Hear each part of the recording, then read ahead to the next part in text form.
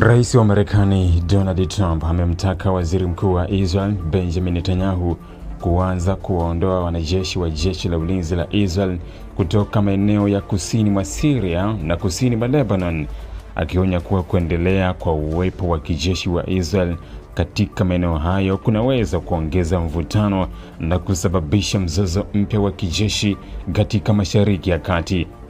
Kwa mujibu wa taarifa zilizochapishwa na mwanahabari Barak Ravid wa Channel 12 na Axios hii leo Jumanne, Julai 14 mwaka 2026, zikinukuu maafisa wa Marekani na Israel, Trump alitoa msimamo huo wakati wa mazungumzo ya simu na Netanyahu yaliyofanyika Alhamisi iliyopita.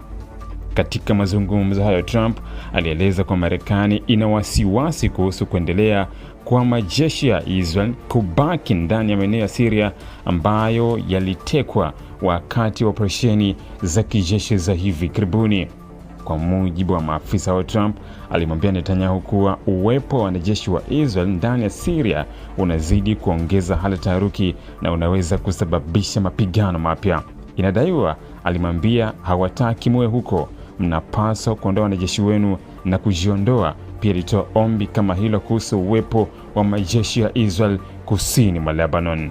Ikulu ya Waziri Mkuu wa Israel ilithibitisha kuwa viongozi hao walizungumza kwa simu, lakini haikuthibitisha moja kwa moja maelezo hayo. Badala yake ilisema Netanyahu alisisitiza mbele ya Trump umuhimu wa kuendelea kuwepo kwa maeneo ya usalama katika mipaka ya Israel ili kulinda raia wa nchi hiyo dhidi ya mashambulizi yanayoweza kutoka kwa makundi yenye silaha yanayofanya shughuli Syria na Lebanon. Kwa upande wake, ikulu ya White House ilikataa kutoa maelezo kuhusu yaliyojadiliwa katika mazungumzo hayo, lakini ilisema Trump ana uhusiano wa karibu na Netanyahu na anaendelea kujitahidi kutafuta amani na utulivu katika eneo la Mashariki ya Kati. Hatua ya Trump inaonekana kuonyesha msukumo mpya wa Marekani wa kupunguza migogoro ya kijeshi katika eneo hilo, hasa baada ya miezi kadhaa ya mapigano yaliyohusisha Israel, Hezbollah nchini Lebanon pamoja na makundi yenye uhusiano na Iran nchini Syria. Marekani inaonekana kuwa na wasiwasi kwamba kuendelea kwa majeshi ya Israel ndani ya nchi hizo kunaweza kuvuruga juhudi za kidiplomasia na kuongeza hatari ya vita vikubwa zaidi. Wakati huo, taarifa zinaonyesha kuwa Israel imekubali kuanza kuondoa wanajeshi wake kutoka baadhi ya maeneo maalum yaliyotajwa kama pilot zones kusini mwa Lebanon.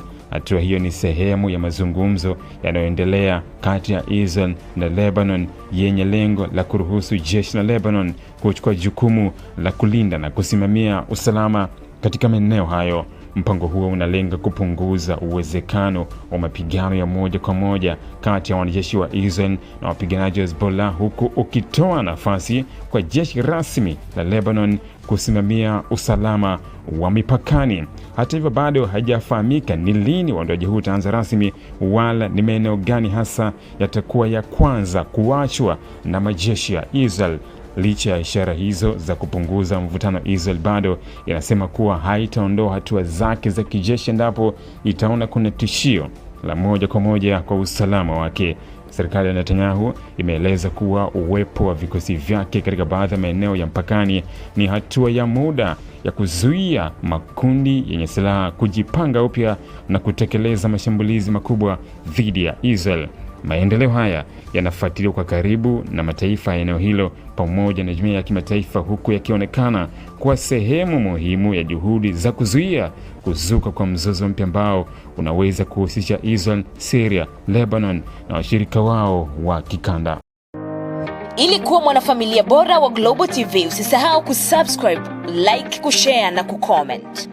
Baada ya kusubscribe, bonyeza alama ya kengele ili kupata taarifa kwa kila video inayopanda Global TV Online.